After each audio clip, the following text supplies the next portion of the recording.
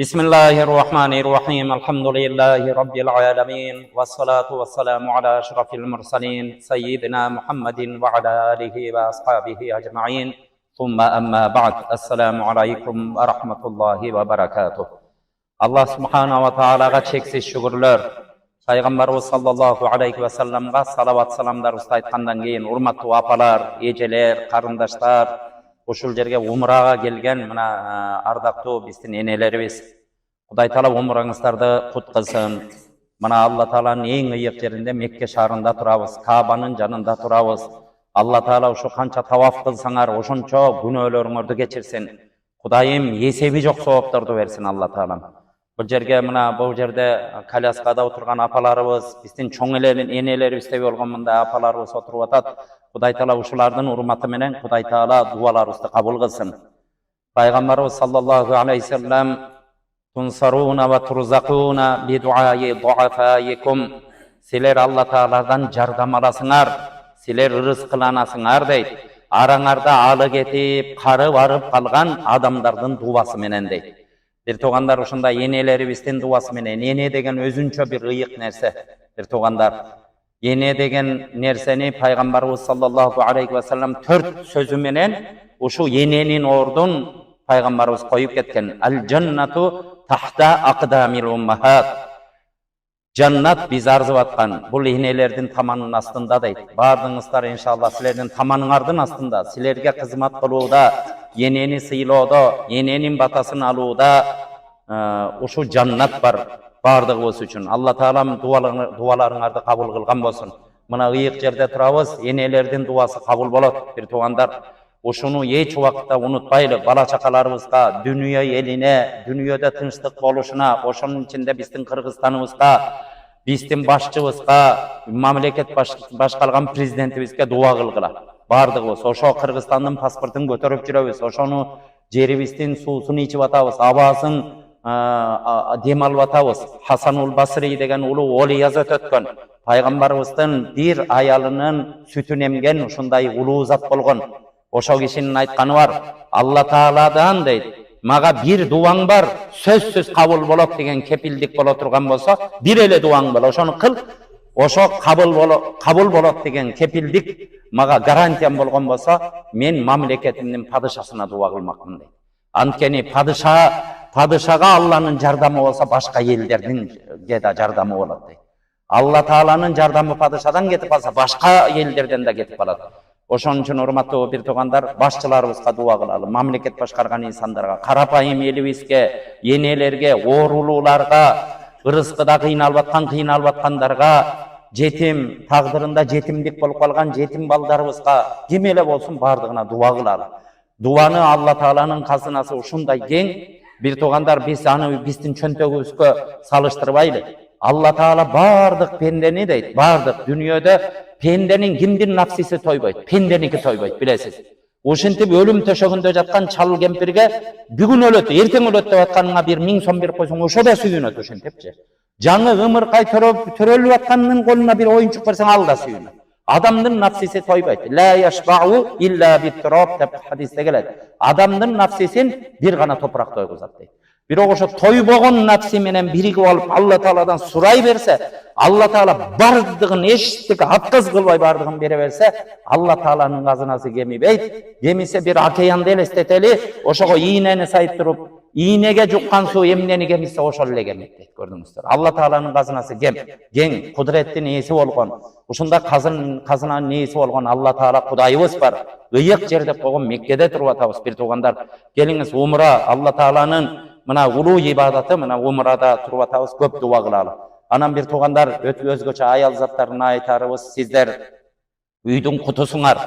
Бир туугандар, кээ бир жерлерде канча үйлөргө барабыз, бир үйгө киргенде аял жок үй, Кудай Таала ошондой жаратып койгон да. Аял жок үйгө кирип барсаңчы, ал жерде дасторкон титиреп турса деле, адамдар бир 50 эркек сени тосуп алсаң деле, ал жерде мындай адамга бир нерсе жетишпегендей болот. Алла Таала кут берекени аял кишиге коет экен. Эшиктен эркек киши келатканда кечинде, балдары чыкканда, энеңер барбы үйдө дейт.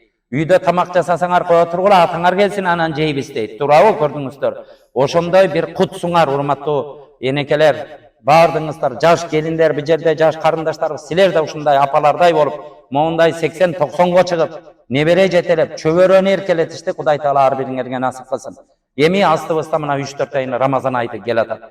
Бир туугандар, мына ушу жерде тосконубуз, бу жерден тособуз. Кыргызстаныбызга мына күнөөлөрдөн, энеден туулган жаш баладай күнөөлөрдөн арылып алып барып туруп, ал жерден тососуңар, бардыгы кубаныч экен. Пайгамбарыбыз саллаллаху алейхи вассалам: "Аллахумма баллигна Рамазан", о Кудайым, Рамазанга мана сен жеткир, Рамазанга мана сен жеткир деп дуа кылат эле. Өмүрүбүздү жеткирсин бир туугандар. Мына Рамазан айынын астына келатабыз.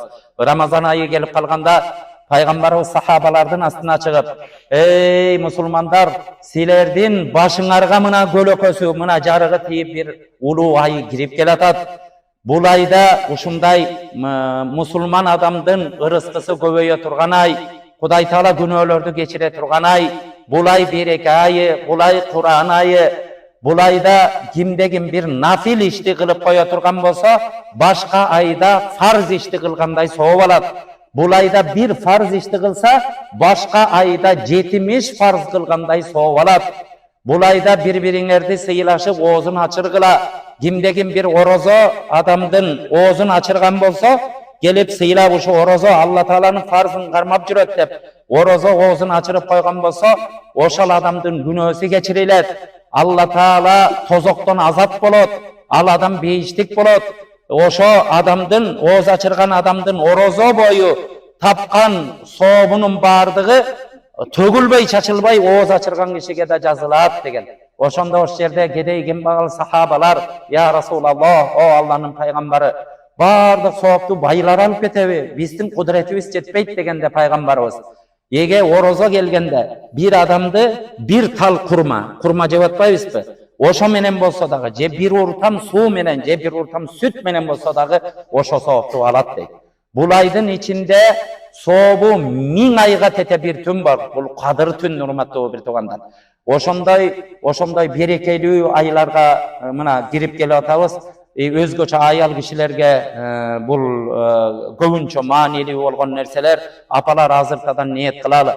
Кудайым иншалла Рамазанга жетип алсак, орозобузду ушу кемчиликсиз тутабыз.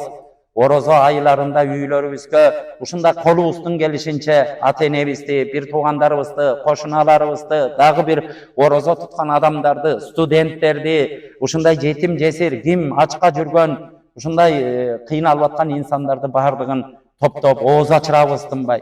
Бул айларда бири-бирибизге Пайгамбарыбыз тахаду тахаббу деген, бири-бириңерге белек бергиле, ортоңордогу сүйүүлөр артсын дейт. Рамазанда бир белек берип көнөлү бир туугандар. Рамазан айын кантип тосуп алабыз десек, Рамазан айын бир туугандар азыр бу жерде телефондун заманы, үйлөрүбүздү таптаза тазалап, краскалай турган жерлерин краскалап, үйүбүздө килемдерибизди жууп, үйүбүздө бардык нерсени короо жайды тазалап, үйдө ушундай продуктуларды алып холодильниктерге коюп, Рамазанда өзүнчө менюларды түзүп, бул айда мындай кылам, Рамазандын 1-чи күнү баланчаны ооз ачырам, 7-чи күнү ата энемди ооз ачырам, 8-чи күнү досторумду ооз ачырам деп Рамазанга ушундай даярданат бир тууган. Бири-бирибизге деп жаш балдарды билесиңер, илгери жаңы жыл деп кичине көндүрүп алган элек, мындай подарка берип, 8-чи март деп аялдарыбызды көндүрүп алганбыз. Ошо сыяктуу ошондой адаттарды дагы бир туугандар ата энелерибизге күтпөгөн, сизден күтпөгөн бир подарка алып барып бериңиз. Адатта сиз мүмкүн көйнөк алып берип жүргөнсүз, ага көптөрө сүйүнбөшү мүмкүн. Андан сүйүнө турган, сен мында сюрприз боло турган, эми колубуздан келишинче бир туугандар. Балдарыбыз, жаш балдарды Рамазанда кийингиле, мына жуунуп тазалангыла, тырмак башыңарда алгыла, мына жакшы кийим менен тосуп алгыла. Эркек балдарды кечинде таравихтерге жөнөтүп, жолдошторубузду кой таравихке баргыла деп, үйлөрүбүздү түндөлөрү туруп намаз окуу менен анан орозолорубузду ушинтип гүлдөнтөт экенбиз. Бул майрам, Алла Таала бир ай майрам болуп берген нерсе. Мунун күндүзү Пайгамбарыбыз күндүзү айтат, күндүзү Алла Таала фарз орозону тутабыз дейт. Орозонун нафил орозосу кандай? Норозо менен илгерки аалымдар ушундай бир жерге баратып, аты мүдүрүлүп кетсе кайра кайтып келип, орозо тутчу экен, 5 күн 10 күн, жөндөн мүдүрүлүп калбады деп, орозо ошондой улуу ибадат, урматтуу бир тууган. Нафил орозо ошончо. А фарз орозо канча экенин элестетип көрөлү. Фарз деген менен нафилдин асман жерде айырмасы бар. farz orozого keletabız bir toğanlar. Bul nerseler. Oşon üçün orozonun esebin Allah Taala aytat gördüңүздөр. Bardıq жақшы амалдар пендемдин өзү үчүн. Өзү үчүн. Башка ишибизди кылабыз, садака берсек мынча сооп, намаз окусак, же болбосо ата-энеге кызмат кылсак дегендердин өзүнчө пайгамбарыбыз хадисте ушу соопторун байындап койгон. Бирок орозо мен үчүн дейт Алла Таала. Анын сыйлыгын өзүм гана берем деген. Анын сыйлыгын өзүм гана берем. Bir туғандар ошондой улуу айлардын босогусунда турабыз. Силер бул орозодо, урматтуу bir туғандар, аял киши өтө чоң роль ойнойт. Өтө чоң роль ойнойт. Ак орозону бардыгыбыз тута беребиз bir туғандар. Туурабы? Ал кээ бир орозолорду мекенибизде көрүп жүрөбүз. Орозо деген хаба, орозо деген bir кубаныч жок үйлөрүндөчү. Жөн эле, простой нерседей кабыл кылып коет. Ага караганда жаңы жылда декабрь айынын башынан тытынып бир ай жаманды. Ал канына сиңип калган. Орозону жөн эле. Эртең орозо тура калып, ошо бир нерсе кылып элечи. Мындай кылбайлы. Бардыгыбыз орозону шаң, майрам менен тосуп алалы. Bir туғандар келгиле ушундай. Жанагындай ифтарларды кылдырабыз деп. Аял киши күлүп турса, береке болот. Bir туғандар аял киши эшиктен келген кишини сүйүп турса, балдарыбыз бактылуу болушун каалайсыздарбы? Балдарыңардын ыйын көрбөстү каалайсыңарбы? Анда конокту сүйгүлө үйгө келген.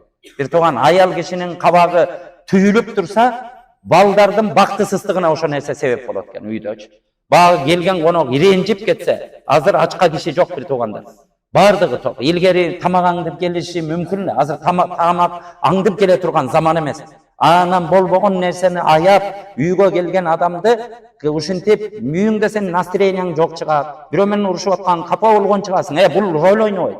Аял киши ушундай дайыма мусулман аял таптаза болуп, эшиктен башка адамдар келип калса, тууган урук келип калса, кабагы ачык, дастаркону кең турган адамга Кудай Таала улуу соопторду берет, балдарын бактылуу кылат, Кудайым дуасын кабыл кылат. Ушуну эч убакта унутпайлы. Орозонун шаңына чыгарган бул үйдөгү кожойкелер болот экен, аялдар болот экен. Эмне дегенде орозо туткан өзүнчө бир ибадат. Үйдө майрамдык маанайды, орозолук майрамдык маанайды чыгарган бул аял киши болот. Үйдө ошондой тамактарды жасап, балдарым деп түн ичинде туруп алып саарлыкты жасап, тасахару фа инна фис сухури барака. Көрдүңүздөр, орозодо силер саарлык кылгыла деген. Саарлыкка туруп тамак жегиле, анткени саарлыкта береке бар дейт. Bir туғандар анан тамак жок эле, ушундай орозо туткандар да бар. Тамак жок эле, алып келе калчы кафеден, койчу, тиги нан жеп албайсың. Мындай кылбайлы bir туғандар. Көрдүңүздөр. Сарылык, ифтар, башка ифтар ооз ачыра турган, бул нерселердин бардыгын ордуна коелу көрдүңүздөр. Эркекке жөн эле орозо тутуш болуп калган болсочу, аялга 2 эсе, 3 эсе, 10 эсеси соо болот. Анткени орозосун да тутат. Үйдө балдарына да тамак жасайт.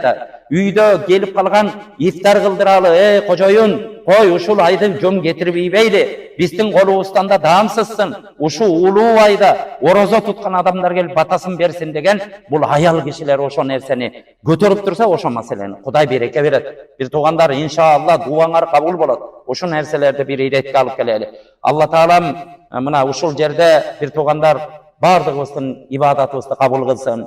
Мына Рамазан айларына келетабыз. Сүйүнүч үстүнө сүйүнүч болуп атат. Көрдүңүздөр, апакелер, мен дайым айтам, мондай кары картаң болуп калган кишилерчи. Азыр кээ бир балдар бар. Апам качан пенсия алса барып туруп ошону жулуп кетейин деп жашап аткан балдар да толтура bir тугандар. Көрдүңүздөр, атасынын пенсиясын аңдып отурган балдар толтура бул нерседе. Бирок силердин балдарыңар, силер акча деле таппайсыңар да, туурабы? Мына бул кары картаң кишилер каяктан акча табат? Бирок ушуларды ардактап балдары апам барып келсин деп, жерде тоңу өшүп, ушинтип аткан балдарды төрөгөн экенсиңер. Карасаңыздар, Кудайым ошолорду кут кылсын, Кудайым балдарыңарга бакыт таалай берсин. Мына ушул Алла Тааланын ыйык жерине жөнөтүп аткан, ошентип апаке барып кел, атаке барып кел деп аткан балдарыңарга Кудай Таала эселеп соопторду берсин. Иншалла неберелериңерден ошо балдарыңар силерге көрсөткөн сыйды балдарынан көрсүн. Алла Таалам бардыңыздардын дуаларыңарды кабыл кылсын. Кудайым иншалла умра, таваф ушул жерде көп ыйлап дуа кылалы bir тугандар. Анткени Алла үчүн ыйлаган бир тамчы көз жаш бул тозоктун отун, алаолоп турган тозоктун отун тастатып коет экен, көрдүңүздөр. Алла Таала үчүн чыккан көз жаш ушундай күчтүү болот. Бир туугандар, ошол жерден чыныгы Алла деп ыйлап, чыныгы Алла Таалага арманыбызды айтып, сурай турган жакшылыгыбызды Алла Тааладан сурап, Каабатулланын жанында өзүбүздүн жаман адаттарыбызды Кудайым кылбайм, ушакчылыкты таштадым, чагымчылдыкты таштадым, бирөөнүн акысын жегенди таштадым, үйгө келген адамды сүйбөй койгон адатты таштадым, кожоюнума каяш айтканды таштадым, балдарымды каргаганды таштадым, жалкоолукту таштадым.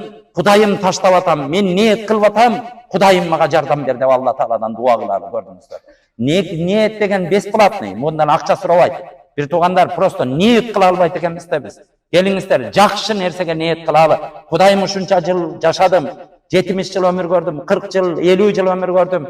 Эмне деген күнөөлөрдү кылдым? Алла Таала сен күнөөлөрдү кечире турган затсың. Күнөөлөрүмдү кечир. Кудайым мени энеден туума жаш наристедей ушу Меккеден кайтар деп дуа кылалы. Алла Таалам ушул жерлерге ондогон, жүздөгөн сапар келели. Балдарым келсин, неберелерим, чөбөрөлөрүм, тетик кыбыраларыма чейин келип Байтулланы айланып, уш жерде ыйлаган, Алла Тааладан жардам сураган, алым, улама болгон, кары болгон, ел башкарган балдарды чыгар деп балдарыбызга дуа кылалы. Ата эненин дуасын Алла Таала эч шексиз күмөнсүз Алла Таала кабыл кылат. Ошону унутпайлы. Ыйык жерде балдарыбызга, мекенибизге, бардык ден соолугубузга, бардык муктаждыктарыбызга дуа кылалы. Алла Таалам Рамазанга аман эсен жеткирсин. Рамазанга даярдыктарды Кудай Таала жүрөгүбүзгө салсын. Бардыгыбызды өзү колдогон болсун. Бирахматика.